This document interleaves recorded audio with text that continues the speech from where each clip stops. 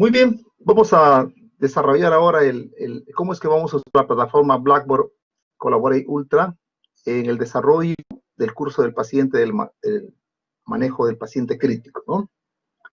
Muy bien, los docentes que vamos a desarrollar este curso somos quien le habla, Freddy Alvarado, soy especialista en medicina de emergencia, la doctora Lucía Mireya García, que es una joven colega intensivista del Hospital Revalida, y nuestro maestro y coordinador de curso, el doctor Jorge Arturo Serna Barco, muy conocido por ustedes. Muy bien, primero empezaremos por definir qué cosa es un paciente crítico, ¿no? Eso es muy importante. El paciente crítico es la razón de ser de los que trabajamos en el área de medicina crítica, es decir, los médicos intensivistas, los médicos emergenciólogos, los médicos anestesiólogos, que son los médicos cuya especialidad se desarrolla en el ámbito de lo que se llama áreas críticas, ¿no? En cualquier hospital, cuando preguntes, ¿cuál es el área crítica?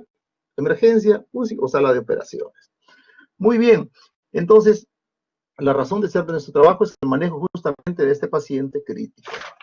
Y empezaremos a definir, ¿no? ¿Qué cosa es un paciente crítico? Bueno, paciente crítico es aquel que presenta una enfermedad aguda, es decir, de presentación de pocos minutos, horas, eventualmente días, ¿no? Que se de ser tolerado por el paciente comienza a descompensarse agudamente. Y eso va a generar en él una disfunción o falla, ¿no? Es decir, un funcionamiento insuficiente o una claudicación del funcionamiento de uno o más órganos o sistemas, y que va a tener un riesgo inminente de muerte, ¿cierto? Este paciente va a requerir medidas de reanimación, diagnóstico y manejo de forma rápida de su enfermedad de fondo, ¿no? ¿Con qué objetivo? Con el objetivo de estabilizarlo y que el paciente posteriormente pueda reintegrarse a la sociedad con una calidad de vida aceptable. Esto es un aspecto muy importante a una Doctor, se le fue un poquito el audio, unos 10 de cuidados segundos. intensivos, ¿no? ¿Perdón? Se le ¿Se fue fue el un audio? ratito el audio. Sí, pero habrán sido unos 10 segundos. Ya, perfecto. Entonces, estábamos hablando del paciente crítico, definiendo el paciente crítico. Y hablamos que el paciente crítico tiene algunas características, ¿no? Uno es un paciente que tiene una disfunción severa de uno o más órganos, ¿no? O sistemas, ¿no? Puede ser el sistema cardiovascular, el sistema respiratorio, puede ser la disfunción de un órgano, ¿no? Como por ejemplo una pancreatitis severa, con signos de gravedad, ¿no? Puede ser una lesión neurológica, ¿no? Y que este paciente tiene riesgo inminente, un riesgo alto de muerte, si su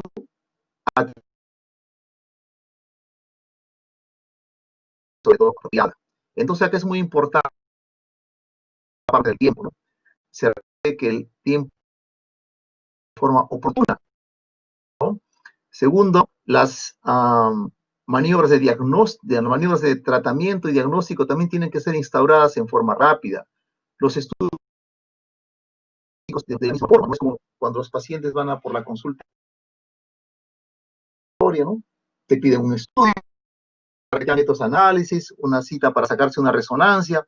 Ustedes saben lo complicado que es que el que pide cita le dan para un mes y luego tiene que estar la resonancia, hay que esperar que le informe el radiólogo, luego que le informe el radiólogo, tiene que sacar cita nuevamente con el médico y en base a eso tomar una decisión de tratamiento. Esto no es así en terapia intensiva.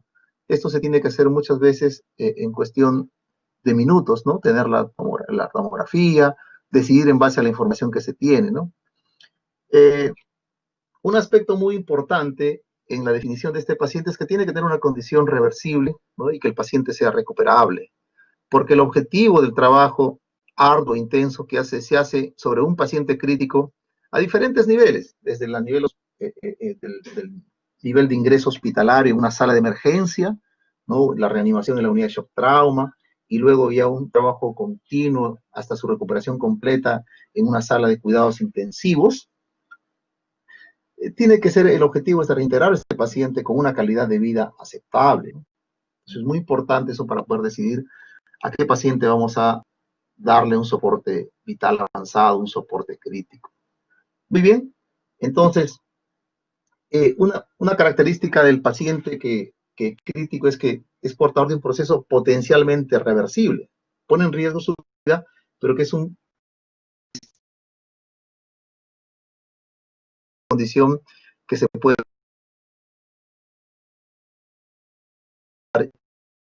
Doctor, se le está entrecortando un poco el audio. recuperar, o sea, tener su homeostasis sin intervención. Crítico es portador de un proceso irreversible que pone en peligro su vida.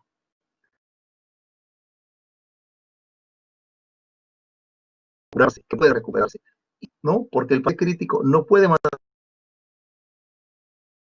Fundamentalmente aquí lo que conocemos como soporte de tipo avanzado, ¿no es cierto? Los críticos es un soporte vital, son técnicas, tratamientos que se brinda a un paciente en una situación de urgencia para mantener la vida de este paciente que presenta pues una falla, ¿no? En uno más órganos, ¿no?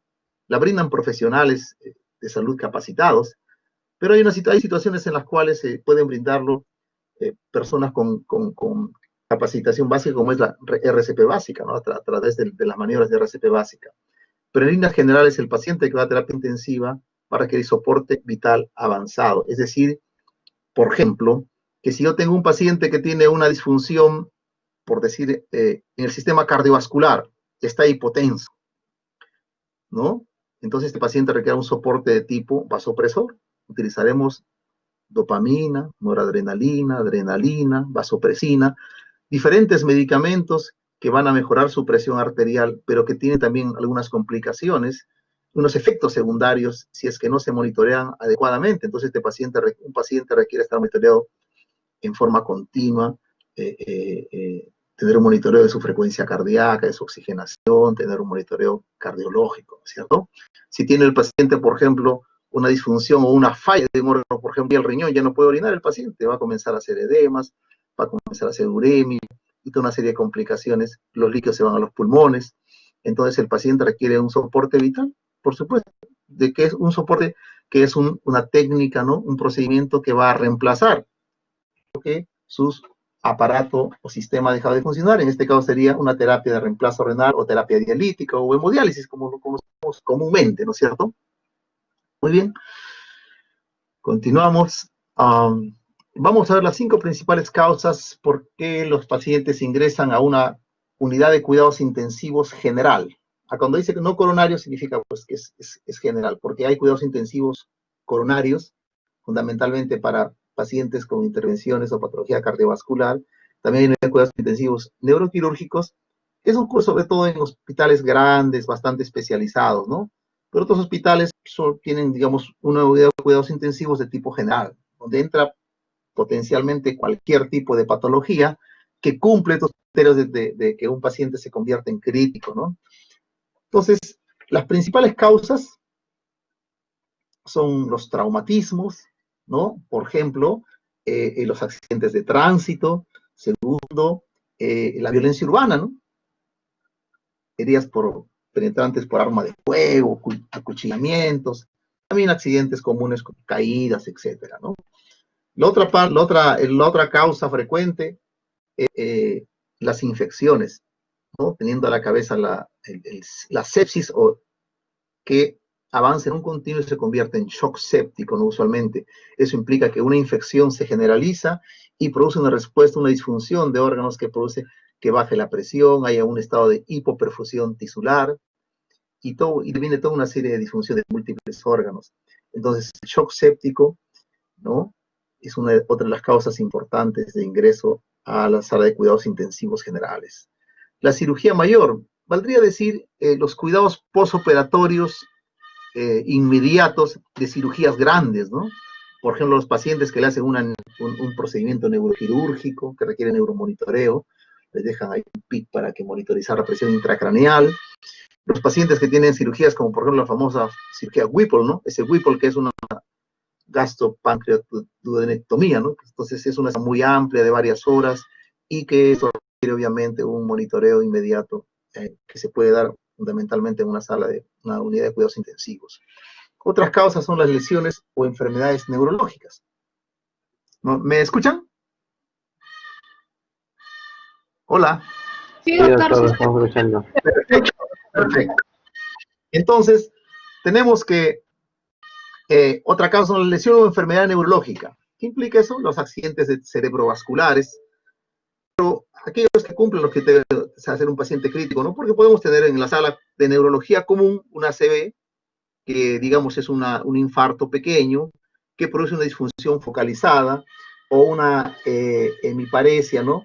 Pero que no produce, digamos, un mayor trastorno de conciencia, que el paciente no va a requerir un soporte ventilatorio, o que no altera fundamentalmente, no deteriora fundamentalmente el nivel de conciencia. Entonces, este paciente podría ir tranquilamente a una sala en piso común, ¿no? De neurología. Pero si tenemos un paciente que tiene un infarto extenso, que luego hace un edema cerebral y aumenta la presión intracraneal, produce un deterioro de conciencia con escalas de Glasgow por debajo de 8, el paciente pierde su capacidad de poder proteger su vía aérea y requiere un proceso de intubación y muchas veces ventilación mecánica.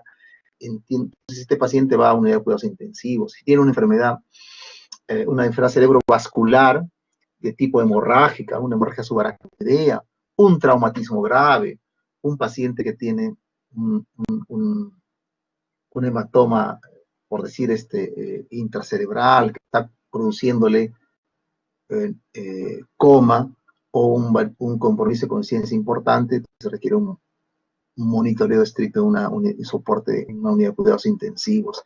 Y los cuadros de hemorragia mayor, ¿no? De diferentes tipos, de un cuadro de diátesis hemorrágica porque el paciente tuvo una crisis de trombocitopénica autoinmune, ¿no? Porque tuvo una hemorragia digestiva, ¿no? Porque un divertículo se rompió, o porque sangró una úlcera, o porque tiene unas varices esofágicas sangrantes, etcétera, ¿no es cierto? Entonces son traumatismos, infecciones, cirugías mayores, lesiones neurológicas agudas y hemorragias mayores son las causas frecuentes. Y todo esto se puede englobar, si pudiéramos, digamos, resumir, es decir, que muchos de ellos tienen cosas comunes como producir un shock hemodinámico, un shock circulatorio, ¿no? Entendido como shock, un estado de hipoperfusión de los tejidos tisulados. También, el otro parte es que pueden también compartir un criterio común como es la insuficiencia respiratoria que podría requerir, ¿no? Oxigenoterapia o soporte ventilatorio invasivo o no invasivo, ¿no? Muy bien, entonces estamos ahora con lo que es, ¿cuál es otro de los objetivos? Era un overview, ¿no? Una visión panorámica, que es una respuesta, la respuesta de un organismo frente a una noxa. Y una noxa puede ser, pues, una injuria, puede ser de cualquier tipo, ¿no? Desde un traumatismo, frecuentes, desde una infección también, ¿no es cierto?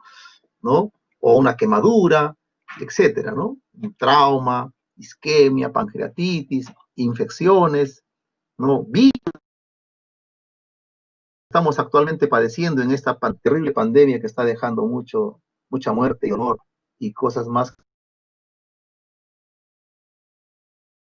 El temor como es el coronavirus, ¿no? Que produce todo un sistema, una respuesta inflamatoria que en algunos pacientes no se sabe por qué llega a una insuficiencia respiratoria con una disfunción multiorgánica y por ende a la muerte, ¿no? Entonces, en líneas generales, pues el estímulo sistémico, ¿no? La noxa por injuria produce pues un estímulo inflamatorio sistémico y esto lleva a múltiples respuestas del cuerpo, de reflejos del neuronal, la liberación de cortisol, endorfinas, catecolaminas, mediadores como el factor de necrosis tumoral, las interleuquinas de diferente tipo, que son varias, que pocos son las que las conocen todas, ¿no? Activación del sistema de complemento, que activan los polimorfonucleares, se activan también, hay activación de fagocitos a nivel endotelial, se activa el sistema de coagulación, entonces hay cierta predisposición a estados coagulantes, ¿no? De formarse microtrombos a diferentes niveles en el organismo, ¿no? Eso se está viendo bastante ahora con este coronavirus que produce microtrombos a nivel cardíaco, que produce cuadros de miocarditis, cuadros de infarto, muerte súbita, alteraciones a nivel neurológico, ¿no? Y eso da pie a que muchas terapias estén usando heparinas de bajo peso molecular, ¿no? Muy bien, entonces esta activación a nivel de células, esta activación de mediadores neuromorales, eso también se va a producir en cierto modo en un daño endotelial, ¿no? Se produce un daño endotelial a nivel capilar, y eso produce un síndrome de fuga capilar, es decir, que líquido se extra de contenido vascular se va hacia el intersticio, produciendo en el paciente edema, hipotensión, shock, ¿no? Se produce disfunción por vasodilatación y daño endotelial, ¿no? Y ese shock produce un estado de hipoperfusión a todos los tejidos de la economía del organismo. Y comienzan a ver diferentes disfunciones, ¿no? Disfunción hepática, disfunción gastrointestinal, disfunción neurológica, disfunción cardíaca, y por el si sigue esto, lleva al paciente a la muerte, ¿no? Entonces acá nuevamente resumiendo esto, ¿no? Tenemos una agresión inicial, hay mediadores, efectores en el organismo, hay una respuesta, ¿no? De mediadores efectores, entonces produce una respuesta del organismo que si es una respuesta adecuada, ¿no? El paciente se va a curar. Y sobre todo si esa respuesta apropiada del organismo va asociada a una corrección temprana, que es la ayuda que se brinda básicamente en las áreas de emergencia, ¿no? O en las unidades de cuidados intensivos.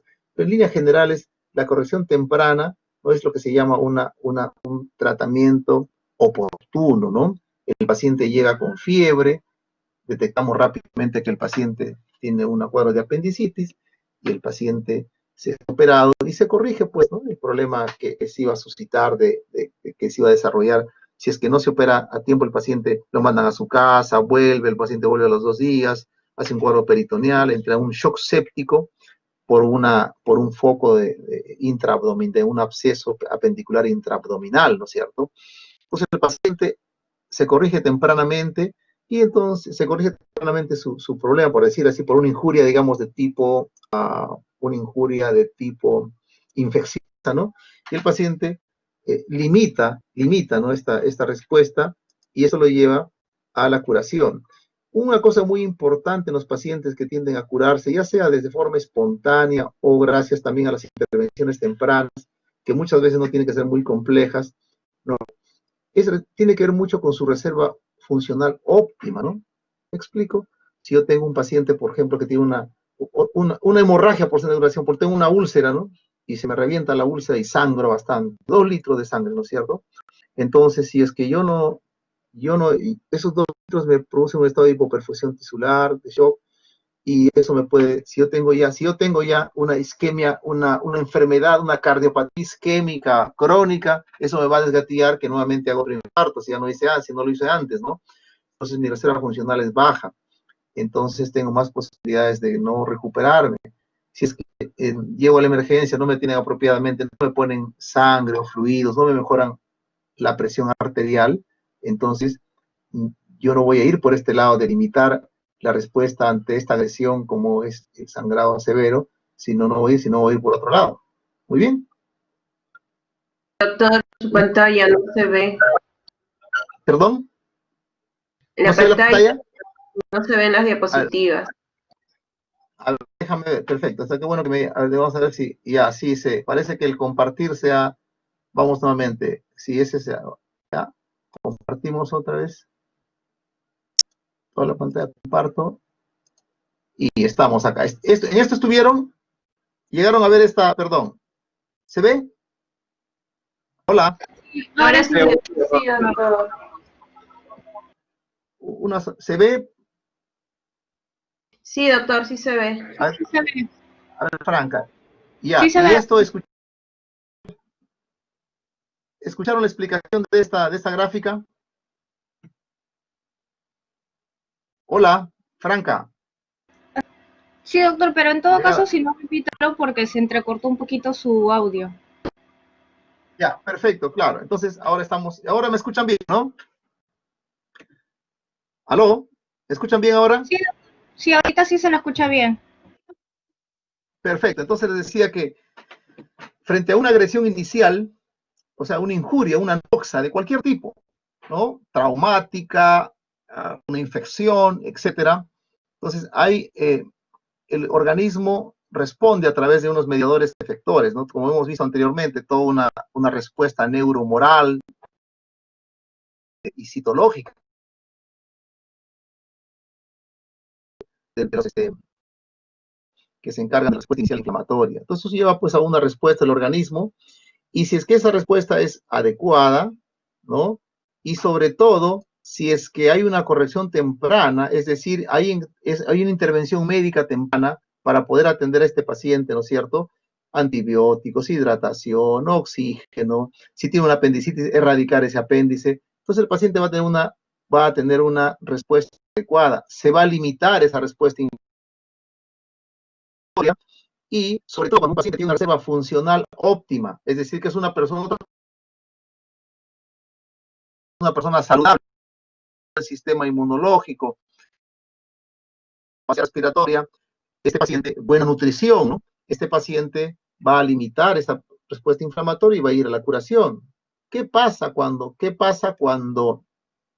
la corrección es tardía? El mismo paciente, por ejemplo, viene un paciente que viene con un dolor abdominal, le calmamos el dolor, lo mandamos a su casa, el paciente luego se va a su casa, el otro día sigue mal, se estaba poniendo los analgésicos, se va a la farmacia, hasta que el tercer día, cuando ya está muy sudoroso, está muy mal, lo traen nuevamente al hospital, y resulta que no era una gastritis, sino era una apendicitis que ya está en un absceso que se está rompiendo, y el paciente está con un shock séptico, está hipotenso, sudoroso, tiene una infección generalizada, tiene un shock séptico de foco abdominal por una apendicitis perforada y que se ha abscedado, ¿no es cierto?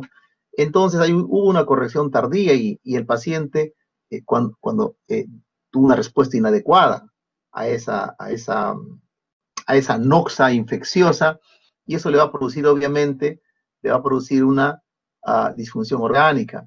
Y esto es mucho más evidente en pacientes que tienen reservas funcionales inadecuadas, los pacientes que son, digamos, desnutridos, inmunodeprimidos, que tienen ya enfermedades como, por ejemplo, una enfermedad pulmonar obstructiva crónica avanzada, una fibrosis pulmonar, etcétera, ¿no?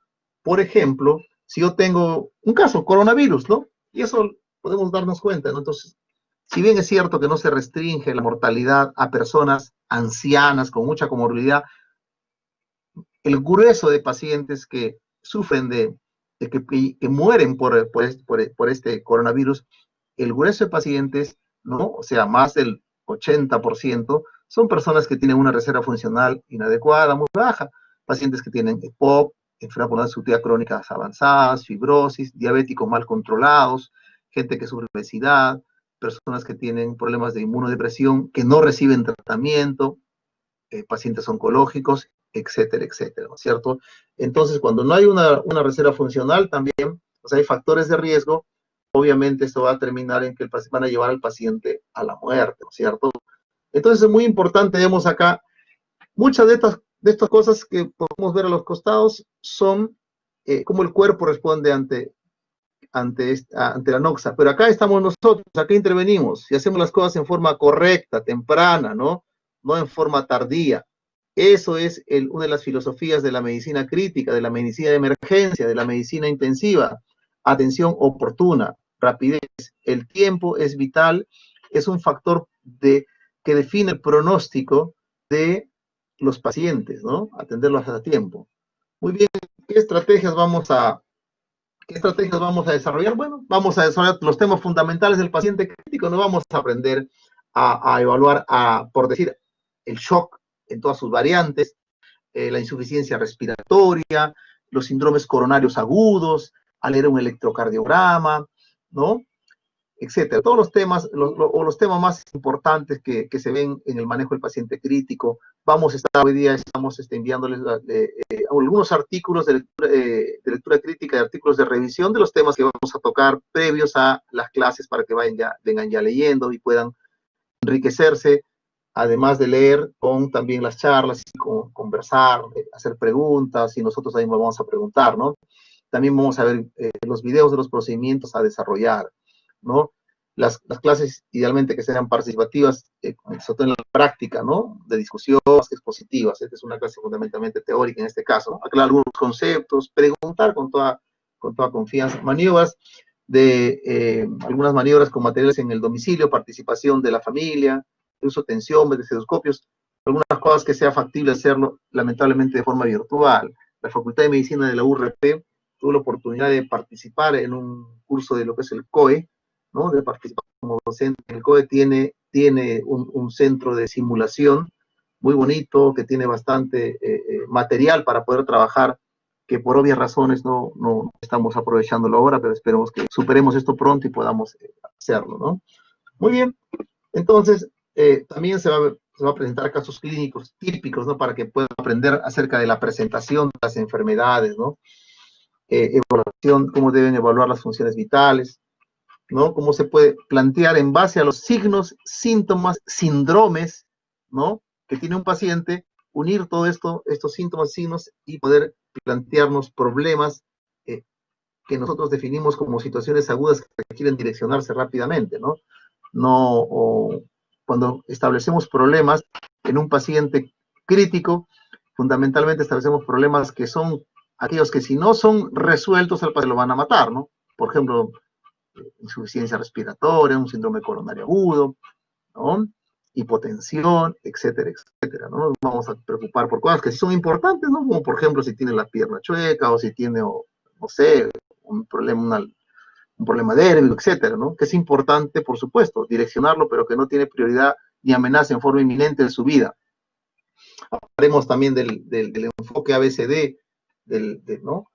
El abordaje ABCDE de un paciente crítico. Recuerden, no es lo mismo, un paciente crítico muchas veces está afásico, trastorno sensorio, no puede hablar, medio obstruida, y no vamos a poder hacer esa historia clínica con que normalmente podemos hacer. Cuando yo era hace como 30 años estudiante de medicina y tenía que hacer mi historia, me dieron como una semana para hacer mi historia, yo le preguntaba 50.000 cosas, tenía toda mi cartilla que le iba a preguntar al paciente. No, esto es porque el paciente colabora, ¿no? Estos pacientes críticos tienen compromiso sensorio, va a ser difícil tener una observación, una información de primera mano cómo se ha desarrollado su enfermedad. Muchos pacientes vienen en coma, y lo peor, muchos pacientes inclusive no vienen ni siquiera con un familiar, y solamente el rescatista, que es el policía o el bombero, te lo traen y te dejan ir el paciente, y tú solamente dices, bueno, lo que haya tirado, y nada más, ¿no? Entonces, ¿cómo tenemos que abordar a estos pacientes? ¿No? Vamos a valorar también la severidad de las enfermedades a través del Glasgow o otro tipo de scores o escalas que se usan en paciente crítico. Y por último, hablaremos un poquito de los sistemas del pensamiento médico, ¿no? Y de Martín Tobán, que es un maestro intensivista de muchas generaciones de intensivistas. Muy bien, importante el ver, conocer muy bien y saber tomar muy bien y sobre todo interpretar las funciones vitales, ¿no es cierto? La presión arterial, frecuencia, pulso, la frecuencia respiratoria, la temperatura, la saturación periférica de oxígeno, el monitoreo cardíaco, ¿no? Entonces es muy importante esto. En líneas generales, los pacientes usualmente que entran a una cuidados intensivos tienen una de estas funciones vitales alteradas, ¿no? Una de estas funciones vitales alteradas. Entonces, por ejemplo, yo puedo tener un paciente que tiene un infarto, que va a la UCI, a la unidad de cuidados intensivos, puede que tenga buena presión, buen pulso, buena frecuencia, buena temperatura, pero el monitoreo electrocardiográfico nos vamos a ver en su electrocardiograma que tiene signos de sufrimiento cardíaco. O puede ser que tengamos un paciente que está con una vírica por el coronavirus y presión arterial esté bien, pero la frecuencia respiratoria va a estar probablemente por encima de 24 o 25, o su frecuencia respiratoria podría estar bien, 20, 18, pero podría estar con una oximetría de pulso, con una saturación de oxígeno menor de 90, que ya de por sí adquiere gravedad, ¿no es cierto?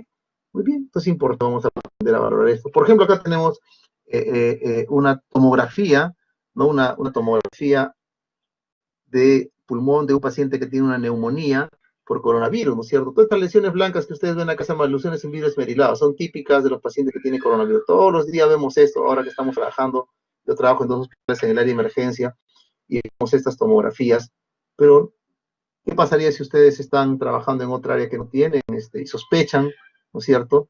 Entonces, ¿qué cosa nos hace? Y aún viendo esta tomografía, qué tanto impacto esta neumonía está haciendo en su capacidad de llevar oxígeno a su sistema respiratorio de mi paciente, qué tanto puede llevar oxígeno a toda su economía. Entonces, qué impacto negativo tiene esta neumonía en la respiración de mi paciente? Entonces dos funciones vitales, así sin más ni más, que rápidamente me permite decidir por qué, por el flujo de pacientes que pueden tener. Dos cosas: ¿cómo satura? Satura menos de 95, 92, 90, ese paciente ya no puede irse a casa. Frecuencia respiratoria, punto de corte, 22 han puesto, por encima de 22 ya esté cuidado, por debajo de 22 está, por decir, puede ser considerado leve si es que la saturación está por encima de 95, ¿no? Entonces, los pacientes no solamente se evalúan con resultados de laboratorio, con resultados de imágenes, sino también fundamentalmente con sus funciones vitales, que se pueden tomar rápidamente, ¿no? Entonces es importante saber interpretar esas funciones vitales. Ya saben, una de las cosas de las muchas cosas, no tienen idea, los pacientes que entran por coronavirus, le hacemos lo que se llama protocolo COVID, y en eso le piden como 18 o 20 análisis, dosaje de ferritina, dímero D, les hacen hemograma, glucosa, urea, creatina, tiempo de parcial de tromboplastina, tiempo parcial tiempo de protrombina, bla, bla, bla, etcétera, ¿no? Pero cuando me interesa decir de este paciente, saturación de oxígeno, frecuencia cardíaca, con eso yo tengo una idea de la gravedad que puede tener este paciente. Muy bien, también veremos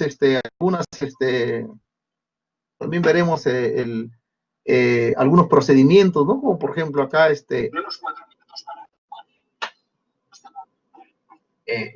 no, vamos al video, ¿no? Por ejemplo, acá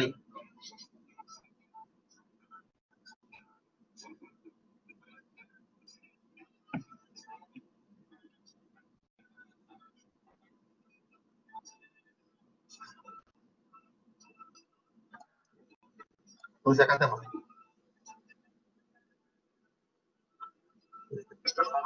Muy bien, entonces ya lo pasaremos eso con más tranquilidad en ese momento. Otro importante procedimiento que hacemos en el paciente crítico es el manejo definitivo de su vía aérea a través de la intubación endotraqueal, ¿no? La colocación de un tubo endotraqueal para posteriormente llevarlo a ventilación mecánica, ¿no?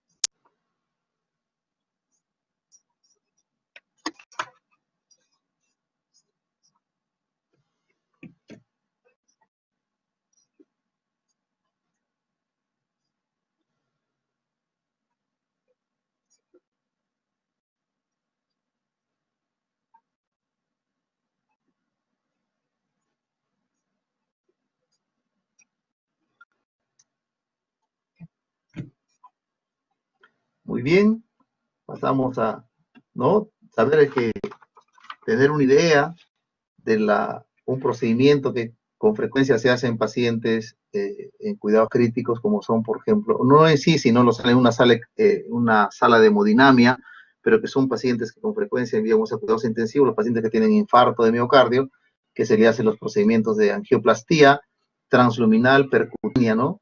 O también conocido como cateterismo, ¿no? Ingresan con unos catéteres, ya sea por la femoral, ¿no? O por arteria radial, pintan la arteria coronaria para determinar en qué nivel está obstruido, en qué nivel está estrechado, está el ateroma juntamente con la fisura de la pared del ateroma y el coágulo que está obstruyendo la coronaria, ¿no? Entonces detectan la coronaria, el tronco de la coronaria izquierda, de la derecha, detectan y hacen el procedimiento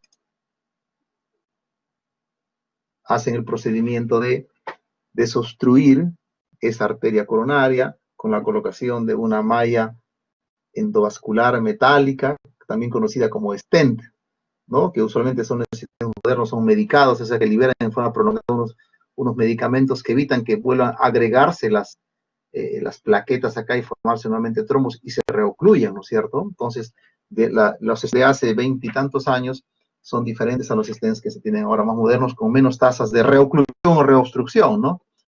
Muy bien, también hablaremos de los sangrados masivos, aprenderemos sobre todo los que van a trabajar en hospitales de trauma, tienen que hacer unos tromes, sabiendo qué tipo de sangre van a pasar a su paciente según la sangre que dispongan y el tipo de sangre que tenga el paciente.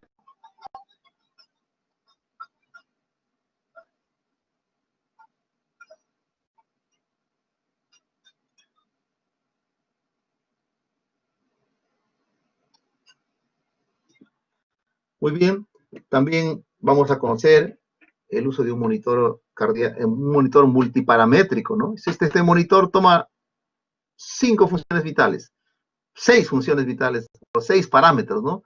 Tienen ustedes el monitoreo cardíaco, donde ustedes pueden ver el ritmo. Si el paciente súbitamente hace una arritmia, fibrilación auricular, taquicardia ventricular, flúter, extrasistolias ventriculares, torsión de punta o cualquier tipo, ustedes lo van a detectar rápidamente. Tiene la frecuencia, la saturación de oxígeno, si el paciente comienza a desaturar, inmediatamente tiene la presión arterial no invasiva, donde ustedes programan, ponen ahí cada cuánto tiempo quiero que la máquina me tome la presión, solita ya va tomando. Usted no solamente va tomando, sino también hace un registro de cómo ha estado en el tiempo. Usted le dice, toma cada 3 minutos, cada 5, cada 15 minutos, cada 15 minutos, cada 5 minutos toma la presión y lo va registrando acá y usted puede darse cuenta. E inclusive cuando si el paciente por algún motivo baja la presión, detecta y como usted ha seteado las alarmas, esto va a comenzar a blinquear, ¿no? Una lucecita y va a comenzar un pitito y le va a decir que su paciente está pasando algo, usted venga a ver, usted viene y evalúa, no como muchas veces vemos en la práctica, a veces viene el enfermero y lo apaga la alarma y sigue con su trabajo porque está ocupado en otras cosas, puede pasar eso. La frecuencia respiratoria, la temperatura, la presión arterial media, ¿no? Entonces podemos ver a través de este monitor multiparamétrico. Muy bien, también conocer algunos aspectos de la ventilación mecánica no invasiva. Recordar que no toda la ventilación mecánica es invasiva, o sea, no toda la ventilación mecánica del paciente le ponen un tubo en la tráquea y lo sedan y va al ventilador mecánico. También se puede dar ventilación mecánica sin necesidad de aplicar un tubo, sino colocando unas interfaces que se llaman unas máscaras, ¿no? Que hay varios tipos de máscara que se usan de acuerdo a la disposición o como el paciente las tolere, ¿no? O qué experiencia tenga determinado tipo de uso en tal o cual uso de las máscaras, ¿no? Muy bien. Luego vamos a recordar acá un poquito sobre el pensamiento médico, ¿no? Recordar acá un excelente maestro de intensiva como es el doctor Martín Tobán, ¿no? Que tiene muchas... es el editor de un famoso libro de ventilación mecánica y de muchos conceptos de ventilación mecánica, sobre todo lo que se llama el índice de Tobin o Tobán, ¿no? Que se utiliza como un criterio para ver si se va a tener éxito o no para el destete de los pacientes. Los pacientes están muchas veces 2, 3 semanas y es todo un reto sacarlos del ventilador, es decir, permitir que el paciente nuevamente adquiera su patrón, su mecánica ventilatoria por sí mismo, ¿no es cierto? Entonces, acá vamos a reconsiderar la importancia del examen clínico, de los conocimientos fisiológicos y fisiopatológicos que nos van a permitir una práctica en la medicina con menos errores, ¿no es cierto? Y que no dependamos mucho de lo que ahora estamos viviendo actualmente, ¿no? Somos más rápidos cliqueando las órdenes de análisis, estudios, y poco tiempo le dedicamos a evaluar al paciente, se están perdiendo esas destrezas, ¿no? Muy bien, entonces él nos dice, el conocimiento y la teoría, lejos de ser uno, a menudo no tienen conexión. El conocimiento habita en la cabeza con pensamientos de otros hombres y la sabiduría en la mente atenta a sí mismo. En otras palabras, usted puede tener mucho conocimiento, mucha información, eso se llama conocimiento, pero la sabiduría es la forma en que usted analiza, compara y hace un uso, digamos, razonable de esa información y de sus conocimientos para poder tomar una decisión. Entonces es importante las dos cosas, tener un bagaje de conocimientos, pero también tener la sabiduría, que eso nos da la experiencia, nos da un raciocinio de las cosas que están ocurriendo, los conocimientos que tenemos para tomar una decisión en el cuidado de nuestros pacientes, ¿no? Nos habla que tenemos dos sistemas de pensamiento médico, uno rápido, como esta liebre, inmediato, y un pensamiento un poco más lento, ¿no?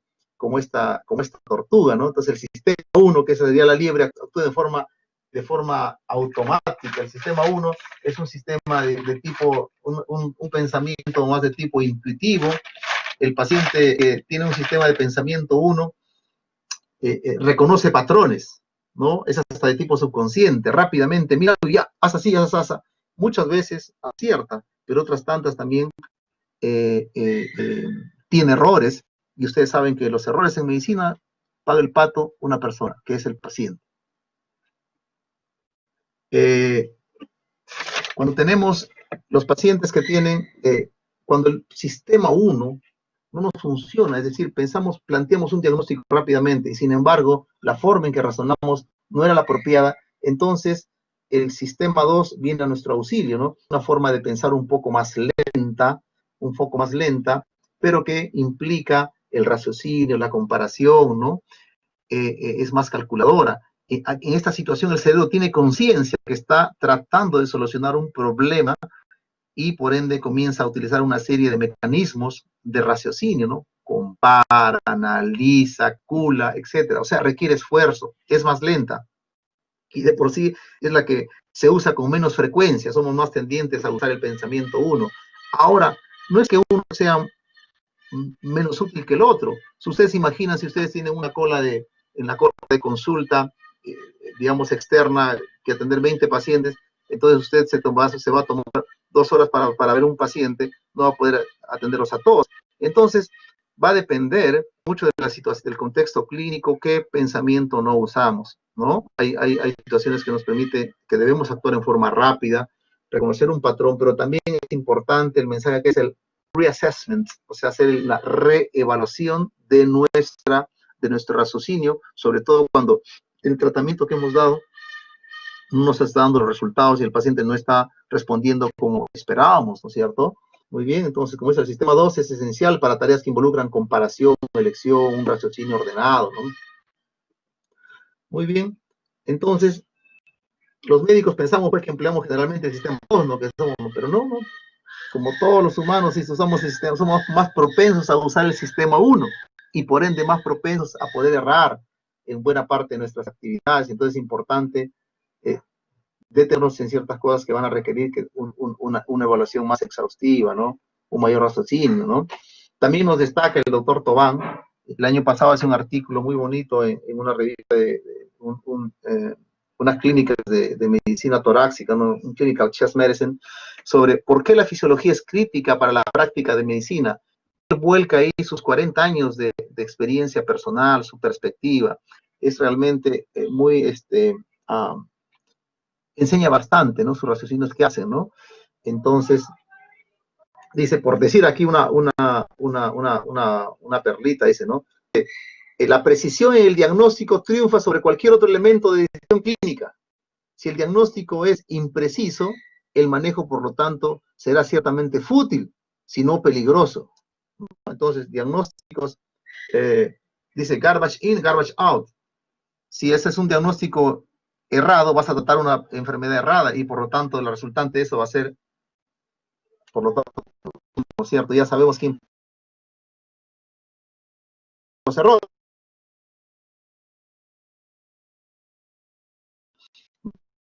Doctor. Que no dice, los expertos Doctor, se le fue el audio por unos segundos. Dice, ¿no? Doctor. Dice, los expertos diagnosticadores sospechan los desórdenes basados en un conocimiento, ¿no?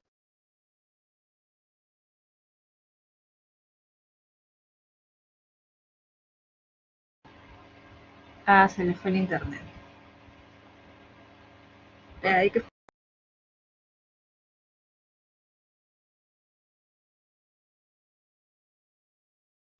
Chicos, se le fue el internet al doctor, hay que esperar un ratito. Doctor. ¿Aló? Sí, ¿me escuchan? Se desconectó por unos 30 segundos, ¿será? Ya. La diapositiva de repente la podría repetir. Acá, en esta. La otra. ¿La siguiente o la anterior? Anterior. Esa. Sí. Ya, claro. Acá, bueno, ¿me escuchan ahora? ¿Me escuchan sí, ahora? Ahora sí se... Perfecto, sí. ¿No? Entonces, estábamos haciendo mención de este artículo escrito en una Clinical Chest Medicine de el doctor Martín Tobán. Escribe, dice, ¿por qué la fisiología es crítica en la práctica de la medicina? Una perspectiva de su experiencia personal de 40 años, de este viejo maestro, ¿no? Y nos resalta que es importante la unión de una buena base, un buen bagaje de conocimientos en fisiología y fisiopatología e integrarlo a la clínica para poder tomar una decisión correcta en el manejo de nuestros pacientes, ¿no es cierto? Muy bien. Por ejemplo, ser muy observador. Este paciente tiene, por ejemplo, dificultad respiratoria y él está viendo cómo está, si hay una retracción en la fosa supernal o fosa supraclavicular, si hay un desplazamiento o no adecuado del cartílago tiroides, ¿no es cierto?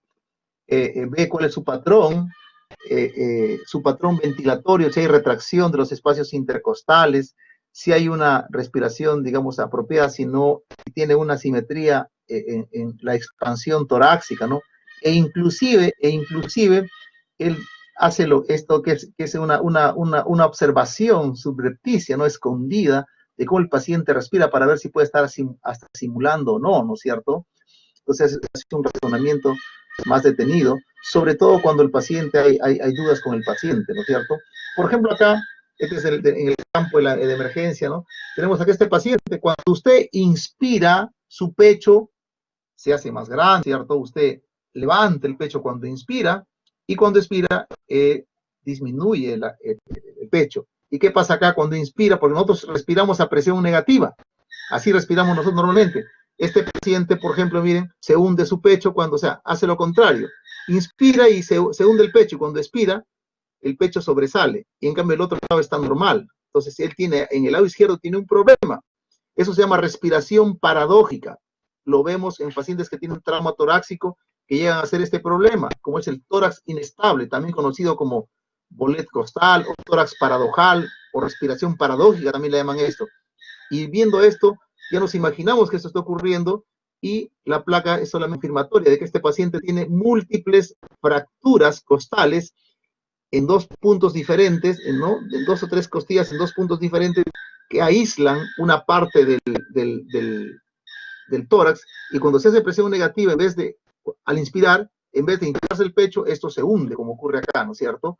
Entonces, eso es producto del conocimiento de la fisiopatología de este problema, y también de la observación que tenemos con el paciente, ¿no es cierto? Y, nuevamente, otra forma de poder nosotros ver qué tan importante es esto. Tenemos acá dos tipos de célula. Una célula de un paciente que está respirando normalmente, tiene buena presión, está estable, y la célula de otro paciente que está pues inestable. Y podemos ver acá que un paciente que tiene un gasto cardíaco adecuado, su microcirculación, el flujo, la densidad, la distribución de la microcirculación es apropiada, ¿no? Hay una glicólisis anaerobia mínima, se produce una buena cantidad de ATPs, y por ende se produce normalmente hidrogeniones con las cuales el cuerpo puede lidiar, ¿no es cierto? Pero ¿qué pasa con un paciente que está en shock, ¿no? Tiene una inadecuada perfusión, un inadecuado gasto cardíaco, porque tuvo un infarto extenso, porque está hipotenso, porque tiene un shock séptico, etcétera, etcétera, ¿no? Entonces, su gasto cardíaco es insuficiente para mantener las demandas metabólicas de todo el organismo, ¿no? La microcirculación a nivel capilar está anormal, el flujo, la densidad, la distribución pésima. La entrega de oxígeno a esta mitocondria es muy bajo, ¿no? Entra en una glicólisis anaeróbica, pues no hay oxígeno, la producción de ATP disminuye y comienza a producirse más hidrogeniones, ¿no es cierto? Y produce un cuadro que se llama acidosis. Como sabemos, la acidosis metabólica es prácticamente un marcador de que el paciente está en un shock, en un estado de hipoperfusión tisular, ¿no es cierto? Los pacientes siempre están, ¿cómo está el paciente de shock séptico? Una gasometría, pH 7.1, 7.2, bicarbonato está por el suelo, está menos de 15, no está 10 o 8 el bicarbonato. Entonces el paciente que está en un contexto está ácido, ¿no es cierto? Muy bien. Entonces, pero eso es lo que ocurre a nivel pues, molecular, a nivel microcelular, ¿no es cierto? Nosotros no vemos esto, nosotros vemos pacientes que tienen síntomas, vemos un paciente y no podemos acceder a otras variables, sino esta variable, cómo están sus presiones de llenado, un electrocardiograma, su frecuencia cardíaca, cómo está su presión arterial, cómo está su gasto urinario, está orinando o no, cómo está su nivel de conciencia, su perfusión distal en la piel, cómo está el lactato, o sea, cardiac output, gasto cardíaco, ¿no? Que es la cantidad de sangre que bombea el corazón en una unidad de tiempo, ¿no? Entonces, estas cosas sí lo podemos ver. Y si vemos estas cosas, nos vamos a imaginar lo otro. ¿Por qué? Porque lo hemos estudiado. Y vamos a decir, bueno, mi paciente tiene 7,4, tiene, bueno, ya, puede ser que sea tan evidente, tiene 10,60, pero el paciente tiene frecuencia cardíaca 130.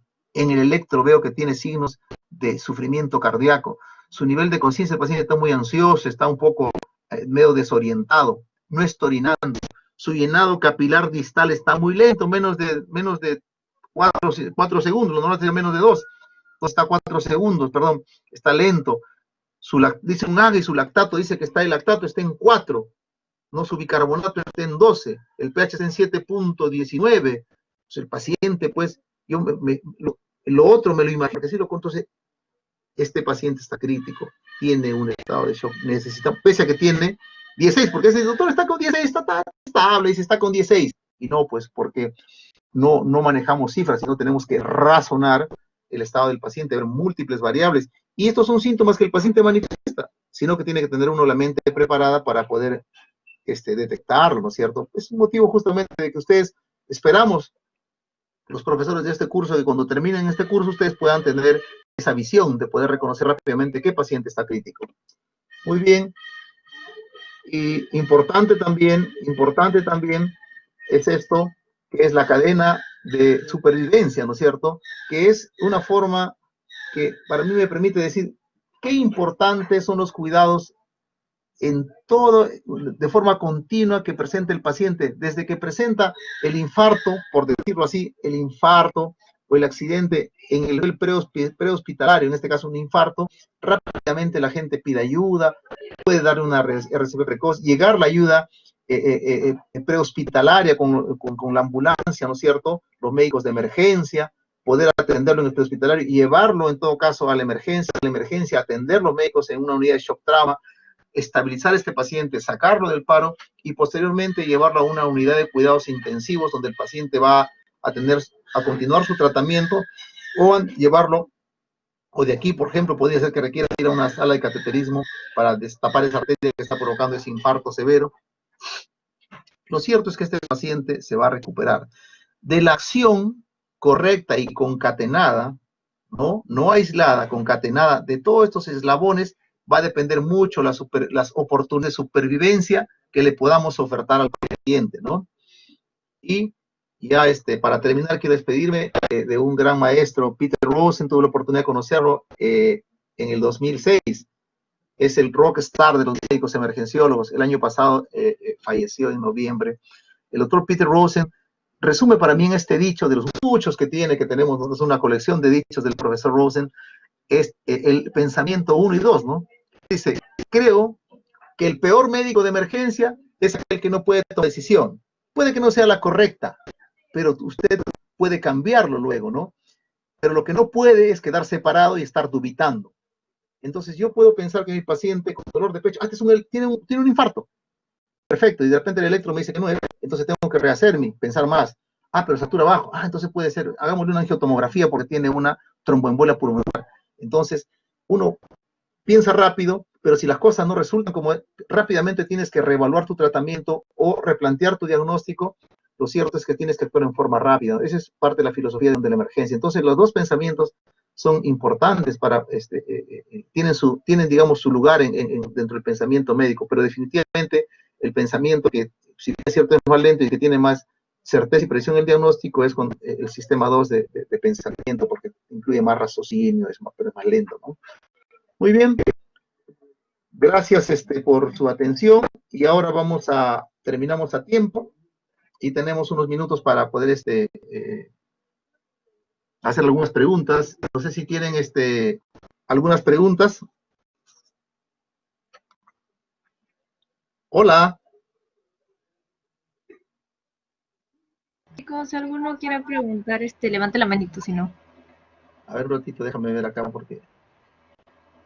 O pregunte. Perdón.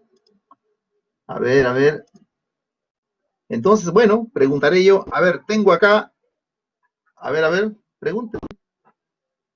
Sí, Doctor, adelante. buenas tardes. Muy buenas Había tardes. dicho en los criterios que se recibe un paciente COVID, su saturación estaba en menor de 95 y la frecuencia respiratoria mayor a 22. Disculpe, ¿es así? Claro, o sea, son varias variables que se tiene, pero fundamentalmente los pacientes, no, lo que le dije es de que más que el ingreso a UCI, no, que un paciente ya adquiere características de, digamos, de ya de ser moderado o de gravedad, cuando la saturación de oxígeno está por debajo de 90, una saturación de oxígeno por debajo de 90 se corresponde, o sea, 90 o menos se corresponde a una presión arterial o de oxígeno de 60, que ya define hipoxemia, si me dejo entender, y la frecuencia respiratoria normalmente es por encima de 20, ya se considera, pero más o menos puntos de corte es que cuando está por encima de 22 y el paciente tiene una una saturación de oxígeno por debajo de 95, y eso ya no es normal, porque si usted, por ejemplo, es una, no sé, 22 años, 23 años, y usted le pongo el oxímetro, estoy seguro, si usted es una persona, usted va a tener una saturación de oxígeno de 98, 99, 100%. Entonces ya de por sí que tenga por debajo de 95, ya me está diciendo algo. Puede que usted no sienta ningún síntoma inclusive, pero si yo encuentro por allá, entonces me hace ser un poco más acuicioso. Pero el punto de quiebre de gravedad usualmente es por debajo de 90. Por debajo de 90 y el paciente está teniendo una hipoxemia entre moderada, ¿no? Entonces, los puntos de corte de cómo deciden o no para actualmente varían un poquito, ¿no? Digamos, de normas técnicas que quieran aplicar cada hospital, ¿no? O cada quien en su práctica médica. Pero en líneas generales, lo que tiene que darse es esto: paciente con saturación de oxígeno por debajo de 90, corresponde eso a una saturación de una presión arterial de oxígeno de 60 a menos, lo que ya define que un paciente está en hipoxemia, ¿ya? Frecuencia respiratoria por encima de 22 es un paciente que ya está entrando en un problema de insuficiencia respiratoria, en mayor o menor grado. Entonces se usan varias variables para poder tener un diagnóstico más fino, más preciso, ¿no? Esto les dije porque para resaltar la importancia de dos funciones vitales en este caso, ¿no? Que permiten tomar decisiones rápidas. Obviamente no es lo único que... Si yo veo tengo varios pacientes que ver, y yo si lo veo ya, que tiene una saturación de oxígeno, por decir, ¿no? Menor de 95, está por encima de 22, entonces ya ese paciente probablemente ya no quede solamente con que son síntomas mínimos, no, probablemente tenga que tener una tomografía o una radiografía o hacer una gasometría para poder afinar más mi diagnóstico. O sea, les dije que esto se llama, utilizar lo que se llama maniobra, elementos para hacer una especie de triaje, ¿no? O sea, para poder captar rápidamente a quién está especialmente más delicado que otro que no lo puede estar, ¿no es cierto? A ver, ¿alguna otra pregunta que tenga alguien? Hola. A ver, vamos a preguntar está con nosotros a Mauricio Fernández Kimberly Lisset.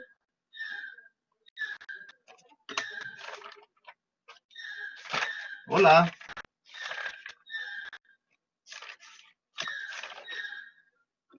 ¿Cómo está, doctora Mauricio? ¿Qué tal?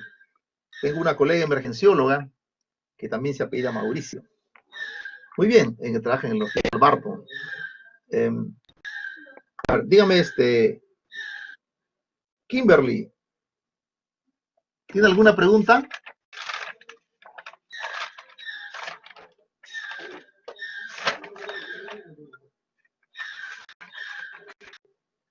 ¿Me escucha, Kimberly? Sí le escucha, doctor, pero no creo que no tiene problemas de audio. Está escribiendo. No hay ningún problema. Está escribiendo, entonces. Ya, muy bien. Vamos a tratar de que esto sea, no hay problema, no se preocupe. Entonces, con Brian José Díaz López.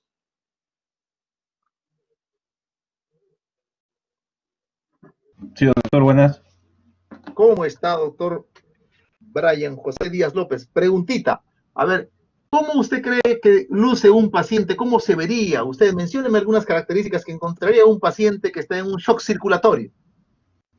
Las que usted crea conveniente, para usted y para Bueno, todos. tendríamos que ver primero el ABC, ¿no? Del paciente. Dentro de la C, que es circulatorio, podríamos verlo al mismo paciente con sangrado o de repente un ¿Ya? Un shock diaforético, circulatorio. pulso un poco, si tomamos pulso, debería estar pues un fluido, no tan fuerte. También tratando de obtener un poco más de aire, ¿no? Pienso eso. Claro, o sea, nos ha hablado dos cosas. Nos ha dicho que está diaforético, ¿no? Sudoroso, asumo que también pálido, el pulso está débil. ¿Y cómo estará la presión, doctor? Hola, ¿cómo estará la presión? Debe de estar bajando, me imagino que en un momento el mecanismo Claro, la presión de está baja, ¿no es inicio, cierto? claro, Y si usted le hace, por ejemplo, usted le hace una evaluación del llenado capilar de la yema, del dedito, el llenado capilar, ok, ¿cómo va a estar? ¿Lento o sí, rápido? no, va a estar mayor ¿Ah? a 2, va a estar mayor a 2 Claro, va a segundos. estar lento, ¿cierto? Muy bien. ¿Y cómo cree, por ejemplo, que estará su nivel de conciencia? ¿Estará muy lúcido, estará muy despierto, atento? Yo creo que va a depender, ¿no? De cuánta sangre ha perdido, pero me imagino que va a estar mayor a 7, no sé, una escala de Glasgow, ¿no? No, claro, pero en líneas generales, usted cree que no va a estar lúcido, ¿no es cierto? No va a estar Ah, lúcido, no, no va a no, estar, no, va a tener cierto grado de deterioro en su nivel de conciencia, ¿no es cierto? exactamente. Una inicial ansiedad o va a estar medio encefalopático, como decimos, ¿no es cierto? ¿Y cómo cree que estará su producción de orina? En un momento, pues, por la ADH va a estar baja, ¿no? O sea, no, Y si yo le hago, perdón, sí, exactamente va a estar baja, se va a tener desde oliguria hasta anuria, podría tener, ¿no es cierto? Desde orinar poco hasta no orinar nada, ¿no es cierto? exacto, doctor. Y si yo, por ejemplo, hiciera una gasometría arterial, le saco, ¿cómo cree que esté el pH? Va a estar aumentado. ¿Cómo aumentado? ¿No? No, Aumentado significa va a ¿cómo estar cree que va a estar? ¿Acidótico o va a estar alcalótico?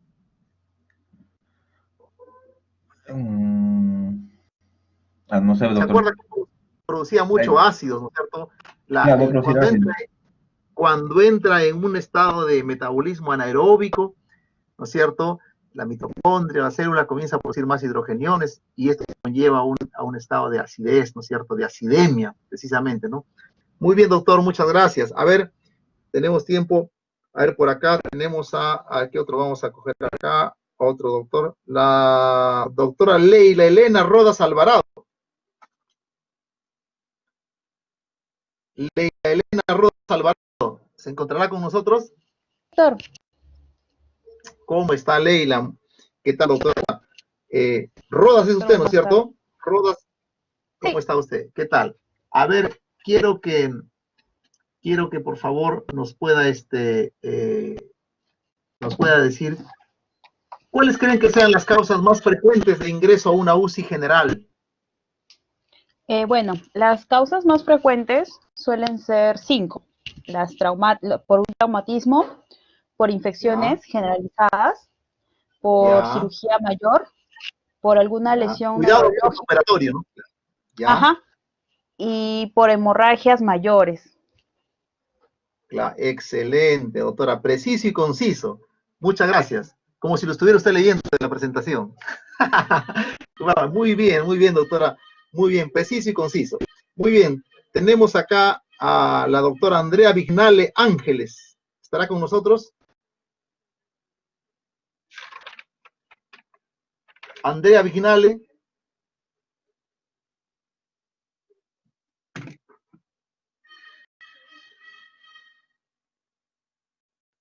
Andrea Vignale Ángeles.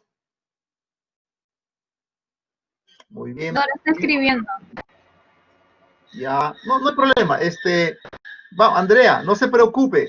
No se preocupe, Andrea, vamos con otra, de sus colegas. A ver, tenemos a Flavia Vega Centeno Queirolo. ¿Estará con nosotros, Vega?